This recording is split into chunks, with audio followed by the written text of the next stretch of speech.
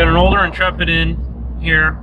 He hit something on their way and started delaminating, put a hole in the boat. So we're in the middle of pulling the fuel tank out, de-rig the console, and so we could glass it from the inside out. That's the way you do the right repair, not doing it from the outside only, inside and outside. There you go. So guys, we got the fuel tank exposed here. We're in the process of yanking the tank out.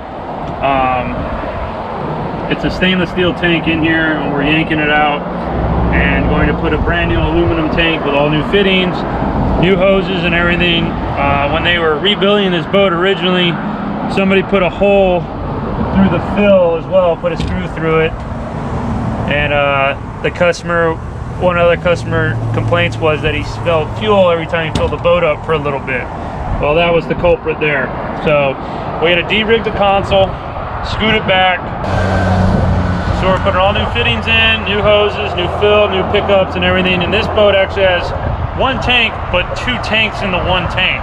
And we're gonna eliminate that, make it more simpler and easier, and just put one whole tank in here with one fill and two pickups for the motors. And hopefully we'll have this thing back together in the next few weeks. So we'll keep you updated on it.